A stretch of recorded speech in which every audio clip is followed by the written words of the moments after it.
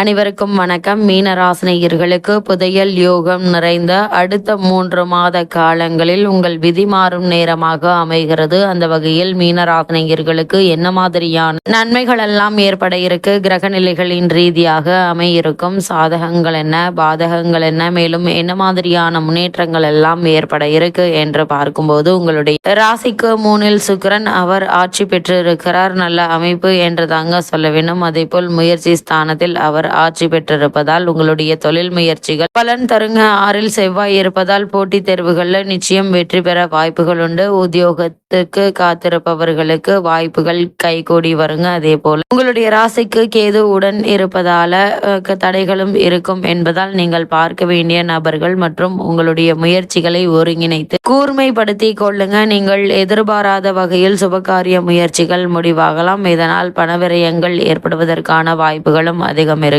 கூடுமான வரைக்கும் கடன் வாங்குவதை தவிர்ப்பது நல்லது என்பதை கிரக நிலைகள் மீண்டும் மீண்டும் அறிவுறுத்துதுங்க. இத்தருணங்களை பொறுத்த வரைக்கும் மீனராசினியர்களுக்கு இவ்வளவு நாட்களாக காரணமே இல்லாமல் உங்களுக்கு மறுக்கப்பட்டு வந்த பதவி உயர்வு, ஊதிய உயர்வு, உத்தியோகத்தில் கிடைக்க வேண்டிய சலுகைகள் ஆகியவற்றை தற்போது நீங்கள் தாராளமாக எதிர்பார்க்கலாம். நல்ல ஒரு முன்னேற்றம் உங்களுடைய வாழ்வில் ஏற்படுவதற்கான சாத்தியக்கூறுகள் நிறைந்த ஒரு தருணமாக தான் இக்காலகட்டம் அமைஞ்சிருக்குது என்பதை கிரகங்களுடைய சஞ்சார நிலைகள் தெளிவாகவும் உறுதியாகவும் எடுத்துக்காட்டுது. மீனராசினியர்களுக்கு என்ன மாதிரியான விஷயங்கள்ல நீங்கள் கவனமாக இருக்க வேண்டும் என்று பார்க்கும்போது, வேலை பளு அதிகரிக்குங்க. மேலதிகாரிகளோடு அனுசரித்து நடந்து கொள்ளுங்க. நண்பர்கள் பகைவர்களாக மாறும் வாய்ப்பு அதிகம். அது மட்டும் இல்லாமல் கவனமாக பேசுங்க. 5ல் புதன் இருப்பதால் கவனமின்மையால் சில அவமானங்களை சந்திக்க நேரலாம். கொடுக்கல் வாங்கலில் பிரச்சனைகள் வரலாங்க. பெருமுயற்சி பின் தான் கொடுத்த பணம் திரும்ப கிடைக்கும். அதுவரை நீங்கள் கவனமாக இருப்பது நல்லது. மீனராசினியர்களுக்கு கிரகநிலைகளின் ரீதியாக கூறப்பட்ட பரிகாரம் என்ன என்று பார்க்கும்போது, ராசிநாதனை பலப்படுத்த வேண்டும். பெரியவர்களுடைய ஆசிர்வாதம், குலதெய்வ வழிபாடு உங்களுக்கு உதவிகரமாக இருக்கும்.